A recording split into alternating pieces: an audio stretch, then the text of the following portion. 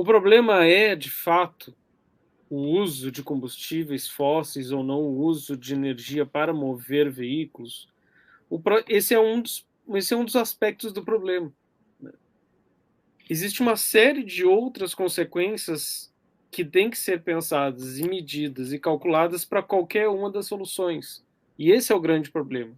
Todas as relações que a gente possa estabelecer para tentar sair dessa sinuca de bico é uma agora, né? Não é mais um brinquedo, não é mais uma brincadeira, não é mais algo a ser motivo de especulação ou de motivo de uma imaginação pós-apocalíptica, distópica, como a gente gostava de ver, né? E por isso que a gente ainda ri muito disso, né?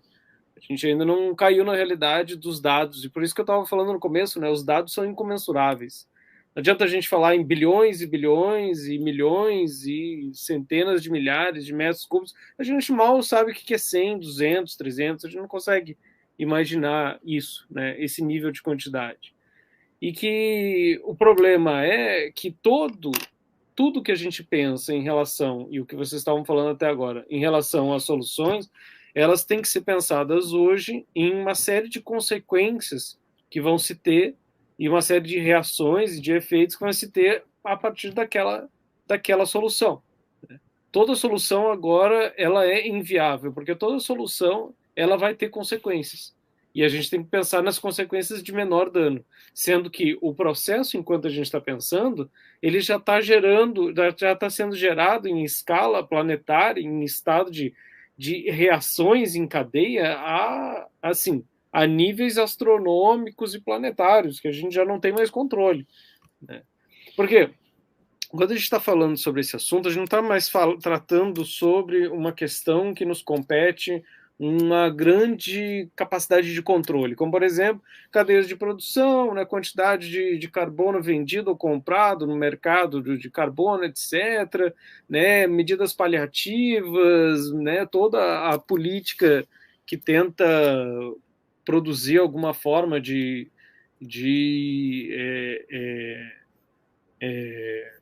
sei lá, de solução, né, para o problema, ela vai ser uma solução que não trabalha na mesma lógica dos ecossistemas, né, a mesma lógica ecológica, que necessariamente é sistêmica. A nossa lógica, essa nossa lógica que a gente está tentando pensar, da modernidade, que é do rompimento com o tempo da tradição, o rompimento com esses modos de vida ligado à noção de complementaridade com os demais seres não humanos. Muito desse modo de vida a gente vê, por exemplo, nas comunidades tradicionais, indígenas, quilombolas, né, nas comunidades autóctones e aborígenes em geral pelo mundo. Lá eles buscam uma vida da interdependência, né? Em busca de uma interdependência, coisa que a modernidade rompeu completamente.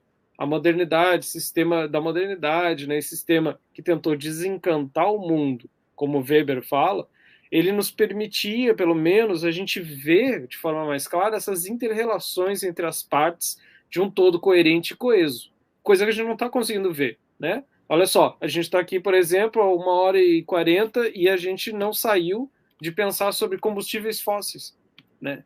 Percebam como é complexo a gente pensar nesse nível. Por isso que, inclusive, muitas vezes as falas dessas outras comunidades são falas muito mais, às vezes, até poéticas ou umas falas que nos remetem a algum nível de compreensão mística e em relação ao sagrado, porque eles estão falando sobre uma noção de totalidade, uma noção de interdependência entre todas as partes. Né? E por isso, aí, a partir daí, e por isso que as religiões conseguem tratar o assunto de forma muito mais eficiente do que nós, conseguem ter um sentido mais apreensível do mundo, ou seja, dar um sentido para as pessoas sobre aquilo, um sentido mais objetivo. Né? Então, por exemplo, quando Weber vai falar sobre desencantar o mundo, ele está falando sobre alienação, a mesma coisa que Marx está falando. Está falando sobre uma alienação em relação a essa interdependência sistêmica, onde você mexe no lugar e você desequilibra todo o resto. Então, se a gente falar, por exemplo, beleza, vamos trocar todos os veículos agora por um veículo e mudar todo o modal e mudar toda a matriz energética para hidrogênio. Bom, aí você tem que ter indústrias, usinas de hidrogênio, você tem que ter logística de transporte de hidrogênio, você tem que transformar e sucatear todos, muito possivelmente, né, até onde eu entendi, sucatear todos os veículos movidos a outras formas de produção e gerar uma quantidade absurda de resíduos, construir toda uma indústria para produzir novos veículos que vão ser usados por esse novo sistema, esse novo modal, e produzir uma série de outros resíduos, etc, etc, etc. Né? O que não tem nenhuma medida compensatória nesse momento da humanidade para a gente conseguir fazer com que isso seja viável. Né? Então a gente está falando de uma alienação, de ter o conhecimento, de ter a noção dessa relação de interdependência, onde a gente fica sempre, e muito possivelmente, que é o que a gente consegue discutir, com aquele bom e velho conceito cartesiano do mundo, né? Que nos permite, no mínimo, ver a relação causal, causa e efeito. Né? Onde a gente vê, por exemplo, a crise climática como mais uma relação, com mais uns efeitos, a emissão de gases de efeito estufa e ok. Aí a gente discute as políticas mais eficientes, ok. Né? A gente discute as alternativas, fica satisfeito. O mercado consome, produz todo um mercado, né, de nicho ou não para esse novo consumo, o mercado fica ok, beleza, tá tudo certo. Sendo que está produzindo uma série de outras consequências. Essa historinha toda a gente já passou, a gente já viu. Né? E a gente não consegue perceber todo o entorno e todos os contextos das cadeias de interrelações que são ligadas de redes em redes. Não é simplesmente uma rede, é rede em rede, ou seja, é um ecossistema. Né? É um ecossistema, é um modelo de ecossistema, onde a gente está tentando pensar um sistema que funcione dentro desse ecossistema. Então, aqui, por exemplo, a gente vê, inclusive, nos comentários e nas nossas falas, a gente está geralmente nesses dois mundos, né? Ou no negacionismo, ou no messianismo, de doutrinas ecofascistas, o problema são os humanos, mata todo mundo, deixa tudo, né, ou deixa do jeito que está, pronto, acaba tudo, ou da noção do sobrevivencialismo, né, de construir o bunker, ou dos grandes bilionários fugirem, escapistas, e fugirem do planeta. O discurso velho, lá dos anos 70, dessa construção de uma lógica ecológica, de uma lógica do ambientalismo, foi a que não funcionou, e a que continua não funcionando, que é: vamos pensar local para ter resultados globais. Esse era o grande discurso lá da Eco 92, foi dos grandes acordos, dos grandes tratados, dos grandes protocolos. Né? Vamos agir local, a ação local é uma solução para impactos globais. E ela tem se tornado eficiente porque ela se constrói como uma medida moral. E aí essa medida moral, ela individual, ela não vai falar sobre uma administração estatal institucional dos recursos humanos. Por isso que o Gus estava falando, né, de tecnocracia, né, dos recursos humanos e naturais, principalmente. Ela vai falar sobre uma responsabilização. E quando você fala sobre uma responsabilização genérica, né, transhumana e universal, você fala sobre ninguém. Né, fala sobre todos e fala sobre ninguém. Por isso que a gente teria que falar especificamente sobre justiça climática e ambiental. Né? A crise climática fala sobre uma crise humanitária, sempre. Ela vai falar sobre, por exemplo, falar sobre aquecimento global é falar sobre problemas socioambientais. Né? É falar sobre uma série de consequências que a gente vai tomar a partir de uma decisão de não quero andar mais com a minha moto, ou a minha moto não presta mais, ou vou tentar transformar a minha moto nisso ou naquilo. Essa é uma decisão, por exemplo, individual, né, que a gente está falando. Bom, eu vou decidir se eu quero usar ou não tal recurso para mover a minha moto, mas esse não é o problema. Né? A gente está falando aqui sobre catástrofes climáticas, que é falar exatamente sobre como o americano de Araque fala, é falar sobre você que é pobre, feio e mora longe. Né? E que você não vai sobreviver quando essa história bater na tua porta. Né? A gente vai falar sobre, por exemplo, não sei se você já sabe, né? Quem não sabe, vai falar sobre a elevação dos níveis dos oceanos, ondas absurdas de calor e frio extremo, né? Secas, chuvas, ciclones, tufões, furacões. Inclusive é por isso que o Gus está lá na região, né, onde tem uma reincidência de ciclones e furacões enormes. É por isso que ele está criando os projetos lá. Né? Então, assim, falar sobre todos esses efeitos, deslizamentos de terras, queimadas, alagamentos gigantescos, é falar sobre consequências diretas dessas tentativas de soluções. Né? Que é falar sobre, por exemplo, então tá, como teve, né, as políticas, isso que a gente estava falando nas últimas lives, a grande reclamação né, relacionado à indústria, que tem que se readequar sobre, por exemplo, emissões de gases poluentes, a botar, vamos botar todos então nossos escapamentos, que as motos carburadas, inclusive, poluem mais do que um carro, né, uma moto carburada polui mais do que um carro, a trocar o escapamento, né, botar injeção eletrônica, e isso está resolvido. Não está resolvido, porque tu tem todo o resto da cadeia produtiva produzindo uma série de peças, uma série de motos que não são bens duráveis mais e que produzem um gasto energético, um gasto de água, um gasto de matéria-prima gigantesco para lá e ficar substituindo peça o tempo inteiro. Você não tem mais bens duráveis. Aí bota lá um paralama de plástico que seja, quebrou, já era, tem que jogar fora. E você tem um impacto enorme socioambiental relacionado a isso. Então, por exemplo, consumir de forma irresponsável e inconsequente e promover, né, fomentar esse consumismo nas redes sociais, como a gente já estava falando, a promover o consumo de novas motos, de motos mais evoluídas, de motos com um novo modal energético, etc., estar diretamente relacionado e ser diretamente responsável por consumir, por exemplo, bens e modelos energéticos extremamente descartáveis, porque o problema não é esse. Né? O problema, de fato, é parar de consumir. E não é só parar de consumir os nossos produtos aqui desse nosso nicho de motocas. É parar de consumir proteína animal. Né? Vocês, quem vai viajar mais para dentro do país, vê que a absurda, gigantesca maioria do interior do país está tomado por soja, milho, né, e cana. Então, todo o resto da biodiversidade que foi destruída, das matas que foram destruídas, foram destruídas principalmente para produzir esse tipo de alimento que produz proteína animal, que alimenta gado, que alimenta, né, não só o nosso gado e não os nossos animais, como os animais e os outros produtos alimentícios industrializados em geral, que vão fomentar um sistema que mais cedo ou mais tarde vai nos extinguir, porque esse é o processo que gera ações sistêmicas, como o Lovelock, né? O Lovelock foi um cara que criou uma teoria da hipótese Gaia, né, da reação Gaia, que é uma das teorias muito interessantes. Ou, por exemplo, todas as discussões que se falam, né, sobre um novo período geológico, hoje, que se chama antropoceno. Né? A gente já tem uma atuação no planeta, né? A antropização já é de uma escala tão planetária, né, que pode ser comparada com um dos períodos geológicos. Então, o que vários falam, né, e o que a gente vai continuar falando sempre é falar que, bom, então qual é o alvo da luta? É o sistema. Não é um sistema mais o sistema econômico, é um sistema cultural, né, e que tem uma série de lógicas que também se repete no capitalismo. A lógica da competição, a lógica da meritocracia são essas lógicas. Mas prevê outras formas de lógica também aí, que é pensar, por exemplo, a ter noção que biomas, né, e ecossistemas têm limites, que os recursos naturais têm limites.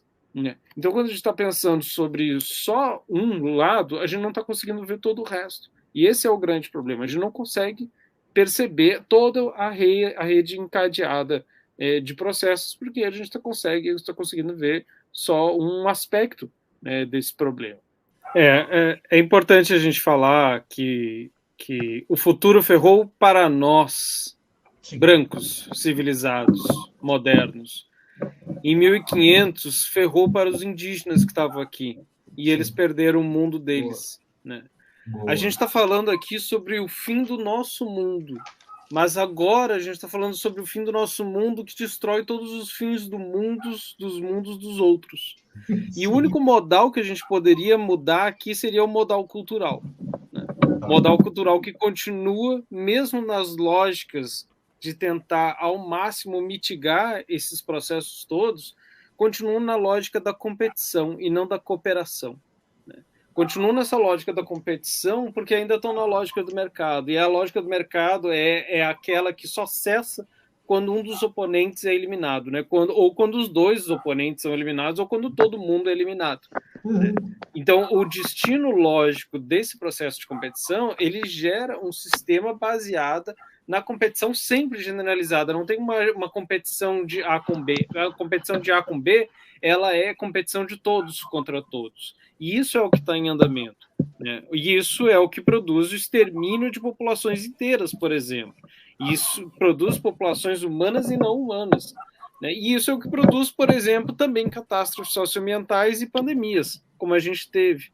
Né? Então, esse discurso ecofascista, ele é esse discurso, né, que torce pela vinda do meteoro, ou por todas as teorias possíveis, né, de o colapso estar por perto. Todas as outras civilizações e culturas também pensaram nesse fim de mundo, né, nessa forma como o mundo iria acabar.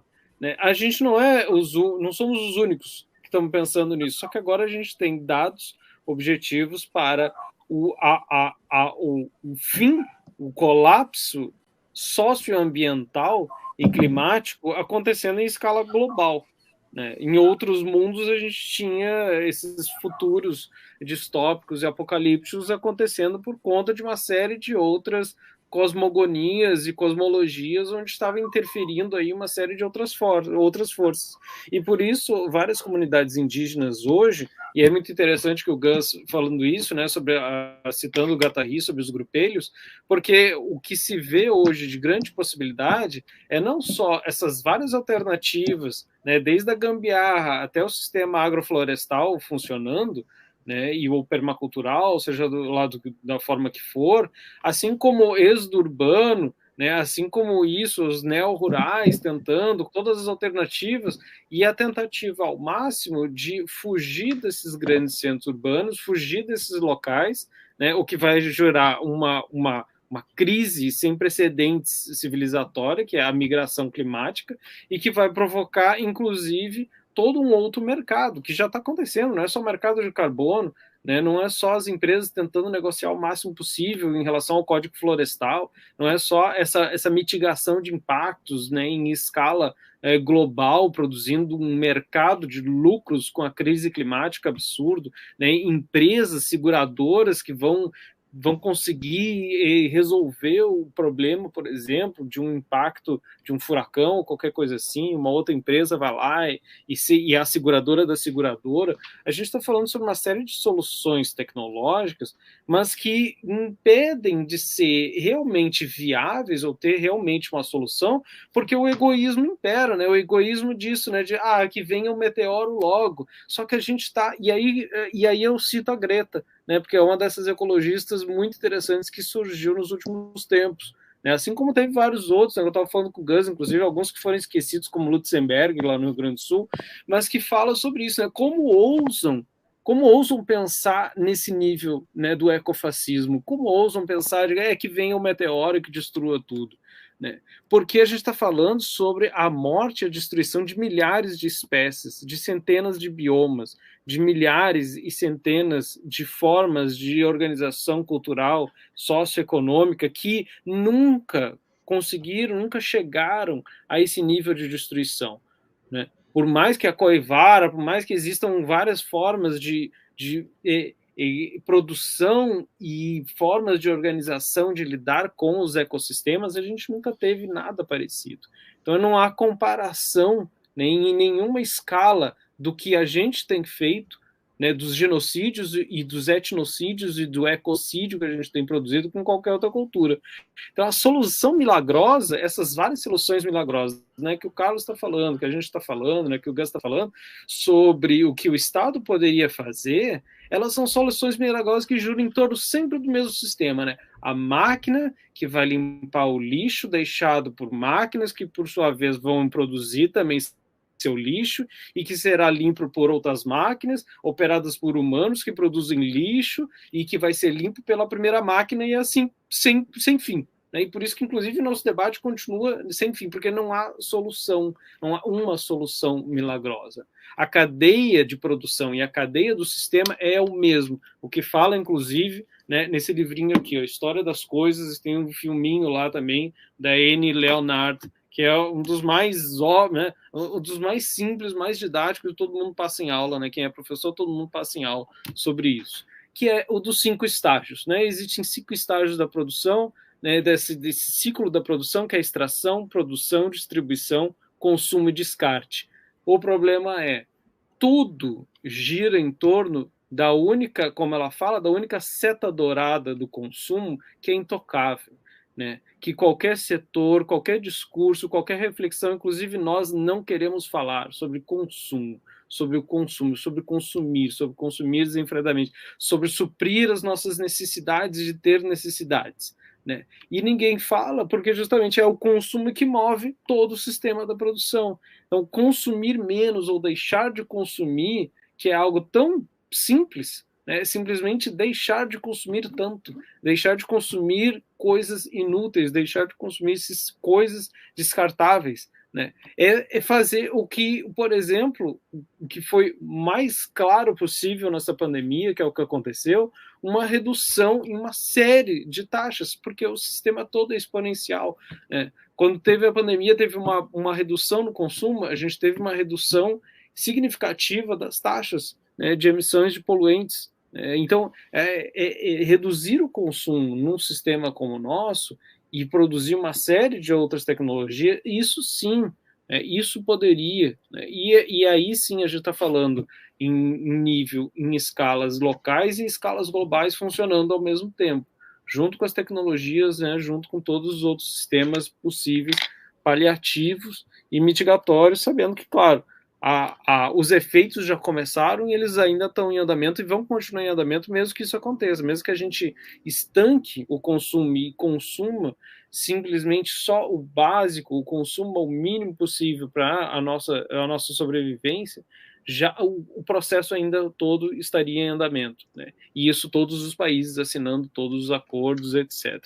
Então, essa solução, né, milagrosa, ou a solução milagrosa de desistirmos de tudo ou criar soluções milagrosas também não funciona. Não é o governo, não é o Estado, é reconstituir um novo modal e aprender com as sociedades tradicionais, com as sociedades indígenas. Eles sim sobreviveram, né? Eles souberam a compreender que a relação com todos os outros seres que eles consideram como irmãos, né, como parentes, é uma relação necessária, é uma relação obrigatória. Somos interdependentes, somos obrigatoriamente interdependentes e complementares, né? Então a gente não pode mais pensar como uma solução exclusivamente humana.